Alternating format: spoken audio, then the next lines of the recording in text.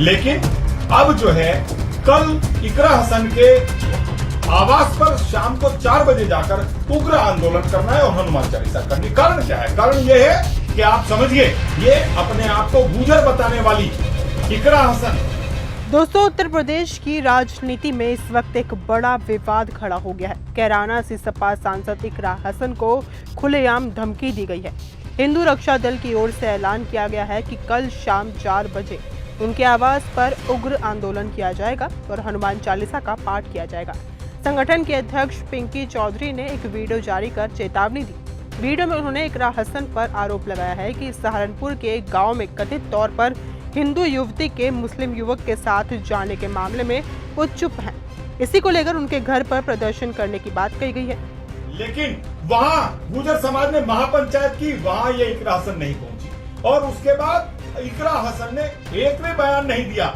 इकरा हसन मोहम्मद दीपक के वहां जा सकती है क्योंकि उसने मुस्लिम बनने का काम तो ढोंग रचाया था और सारे हिंदू एक हो गए थे। सभी हिंदू के विरोध में इकरा हसन वहां पहुंची थी और यहाँ कहीं भी कोई भी अगर मुसलमान के साथ कोई बात हो जाती है, ये वहां खड़ी होती है। लेकिन आज 4 दिन होने के बावजूद उस बेटी का वापस न आना और महापंचायत करके पूरी ताकत के साथ हमारे लोगों ने संघर्ष किया, तो वहां इस पर एक भी बात नहीं कहना।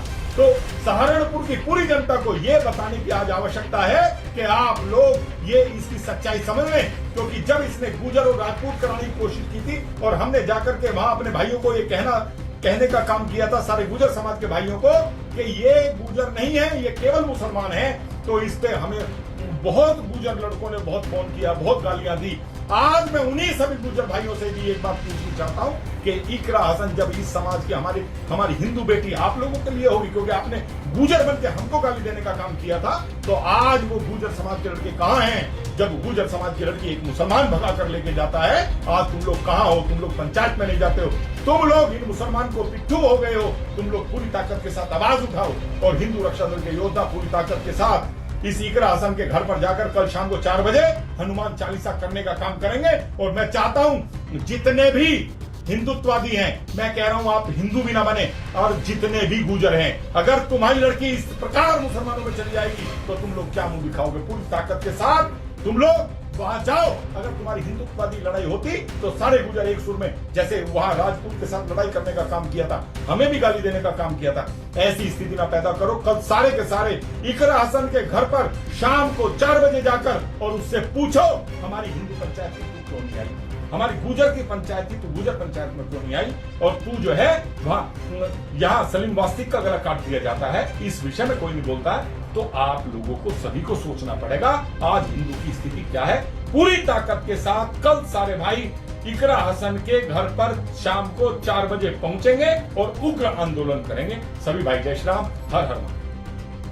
दरअसल सहारनपुर के एक गांव की एक युवती का वीडियो सामने आया है, जिसमें वो खुद को बालिग बताते हुए कह रही है कि अपनी मर्जी से एक मुस्लिम युवक के साथ गई है। वहीं परिजन उसे नाबालिग बताते हुए अपहरण का आरोप लगा रहे हैं। इसी मामले ने तूल पकड़ लिया है और कई हिंदू संगठनों ने इसे लव जिहाद से जोड़ते हुए आंदोलन की चेतावनी दी।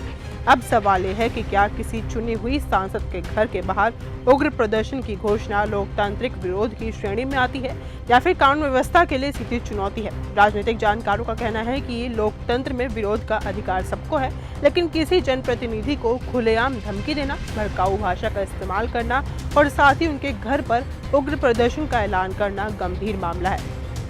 इस पूरे घटनाक्रम के बाद इलाके में सुरक्षा बढ़ा दी गई है। प्रशासन हालात पर नजर बनाए हुए है। हालांकि अब तक इकरा हसन की ओर से धमकी पर कोई औपचारिक प्रतिक्रिया सामने नहीं आई है।